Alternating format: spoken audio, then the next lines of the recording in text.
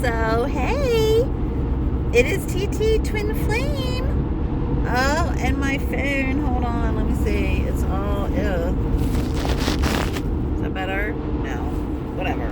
So, anyway, it doesn't matter. My camera's horrible. My phone's terrible. So, I just left my twin flame. He texted me. Well, this is what happened. Let me just go back.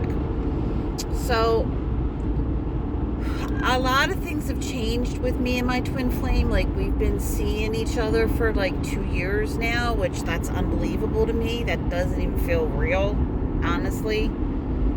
It's probably been over 2 years, but whatever. I lose track of time. I'm not a time person. And really, in spirit, there is no time. So, just so you know. But,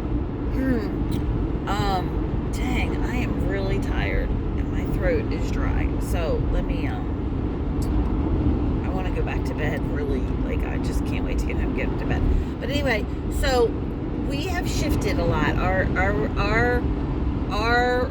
The way we relate to each other and the way, a lot has happened in 2 years. It's twin flames. So I know a lot of twin flames say that they've been together, married, have kids, whatever, been together for 10 years, whatever. But this is what's changed. Let's see. When we first got together, oh, my hair, this little piece is so weird. It's like so weird. But when we first got together, we immediately, well, you know the story, but I don't know if I need to tell the details, but I'm going to. I was a sexual healer. I felt, because I was sexually abused, I felt like I should, that sex had been my identity since I was, as long as I could remember. Guys loved my sex. I put my whole heart and soul into it. Guys from back in high school, and I'm 50, would be telling me, contacting me and telling me that they never forgot me and never got over me, or, and how guys are. At the time, they didn't want me. Really, that's kind of how they are. Maybe not, but it just seemed like at the time, they probably did something, and anyway, it didn't work between us, and maybe I always blamed them, but then in their memory, they just remembered amazing sex, and, they're hitting me up saying, they're not in reality, they were in fantasy. But anyway, it was always part of my soul, and my heart. So I decided, I thought, okay, I'm a sexual healer. This is my purpose. This is something I'm really good at. And it's, sexual energy is super spiritual. And it elevates your vibration. So it is powerful, and it is important to raise your, so I felt called. And I decided to be a sexual healer for a time. So that's how I met my twin flame. I felt like I was an entrepreneur, and that was my business.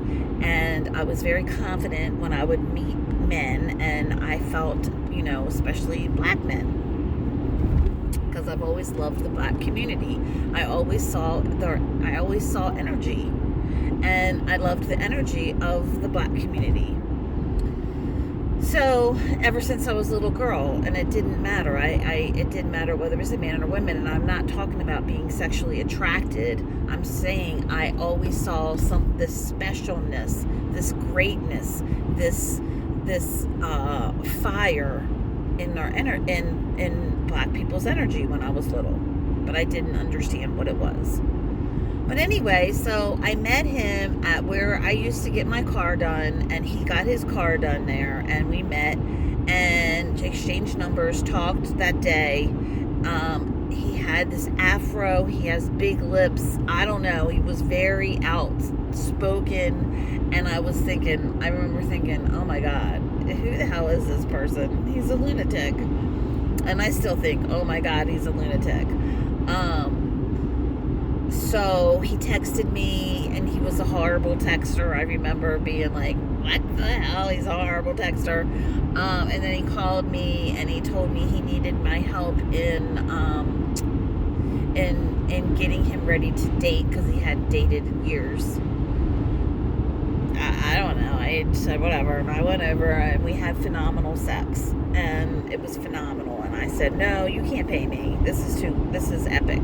This is the best sex of my life. No, I can't accept your money. So he used to pay me anyway, and I just pay me some money just for my travel, my time, and because I also did Lyft, and I would spend hours with him, like the night almost, and he just was being nice, being considerate, wanting to help me out, I guess. I don't know, but he always would give me money, and he always had money around his apartment. He always had jars of cash, jars for his daughters. He has 2 daughters. There was always a lot of abundance that I felt in his apartment. So I saw that, and that kind of rubbed off on me, because I like abundance. I like cash. I like a lot of, and we would talk a lot. So anyway, I remember feeling his energy, like when I was with other men, because he was like a client of mine.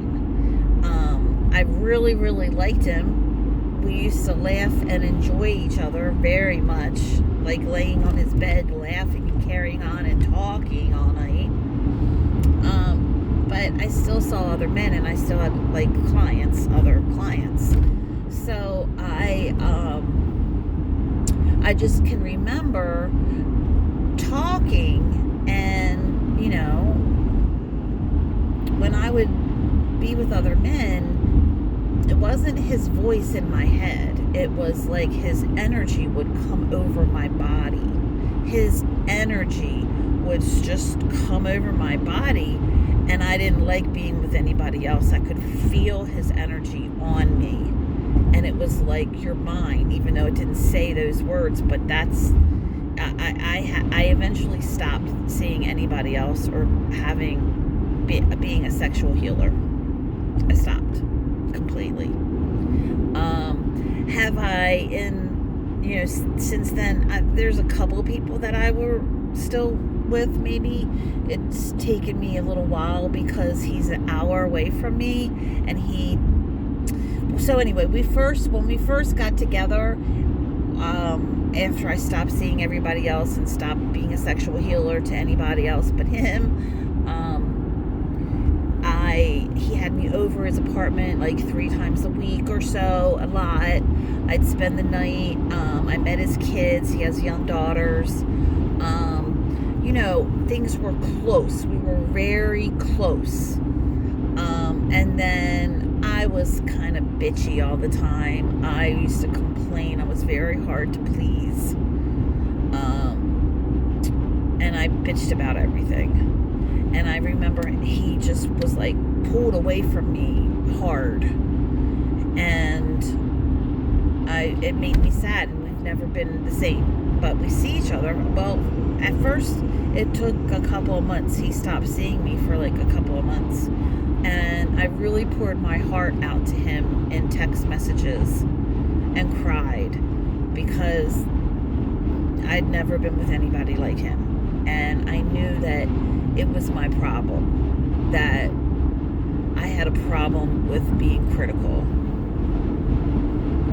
So I really wanted to break that. I really allowed myself to be broken and express my heart to him and soul, and about how much he meant to me and stuff like that. And so we started seeing each other again, but it was different. But we would see each other, but he was much more withdrawn from me. Didn't let me in like that. So there we are 2 years later, and I've been kind of scared to text him or call him, because there were times when I would call him and he felt like I was obsessed with him, and he was scared of that, and maybe codependent, I don't know, but when I would call him, he would reject me. I just wanted to be with him like all the time. I wanted to wrap my world around him. So anyways, now here we are, and I'm trying to, like last night, I was out working. He called me yesterday at like 3. What's your problem? And he, we talked on the phone, and then last night when I was out working, around 9 p.m., I texted him and said, how are you doing? And that was a stretch for me. I had to face that. I was like, I want to text him, but see, in the past when I would text him, God, I'm between 2 trucks. But it was fine. I worked at it. I'm alive. When I would text him, he wouldn't respond the way that I wanted him to, so I would really hate myself and feel stupid. Or he wouldn't respond at all, or something like that, and I would hate myself. I would get so upset. I would feel so dumb and so stupid. So I stopped doing that. I stopped calling him, and I gave him his space, and I let him come to me. And that's what we've done now for a few years. But I feel, he's asked me, how come you don't call me? Stuff like that. So I'm really like stretching, facing that fear of rejection and doing it like patiently and gently with myself, but still wanting to do that. So I, call him sometimes. I text him sometimes, gently, calmly, and last night I thought to text him, but then I was like, nah. And I felt, you won't regret it. So I did. Calm, I try not to do something that is not, I might have the idea, but then if I'm not comfortable, I won't do it. But then if it comes again, you know what I mean? So that's kind of how I am. It has to be something consistently there, and it has to feel kind of comfortable for me. So I texted him, and he didn't respond for hours. So that was okay, okay. Well, then he texted me back like 2 hours later, and he said, I'm getting ready for bed. How are you? How about you? And I said, oh, I'm working, because I just started to work. I went out late last night. So I said something like, and I didn't overthink it. I used to overthink things, and I used to criticize myself really bad, and beat myself up, and it had to be perfect, and I didn't know how to speak right, and it was just a nightmare. So I just simply said, I just started work. I can't wait until I can't wait until we go to bed together and wake up together, because I want to talk, and so we can say good morning and good night to each other, and even if it's over the phone, we don't really have that, and but it was very gentle and patient and soft. It wasn't like harsh and rushed, and then I just let that go, and I was working. And I tried not to think about him and just focus on me and being happy and me. And, well, he texted me back. It's something about coming over, that I should come over if I felt like it, and have fun with him for a little while and take a nap, and I can go back to work. So I said, oh, that's a brilliant idea. And I went over. I I worked for about another half an hour, and then I went over. And we had an amazing time, and we slept together, and he had music playing, and I really felt special, and I told him that I really feel special, thank you. And then this morning I stayed until he went to work, which I usually do, and we walk out together. And I sent him money on my Cash App because I appreciate him. And he said something about he was stressed over the gas prices, and he works all the time. And I said, you work too hard to be stressed over money. I just did that because I wanted both ways.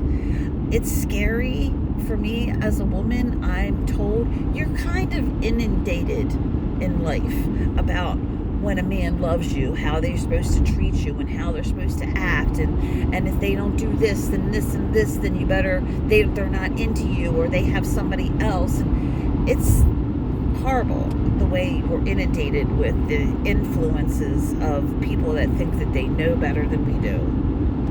So I wanted to silence all that and follow this and trust him. I want to spoil my man. I want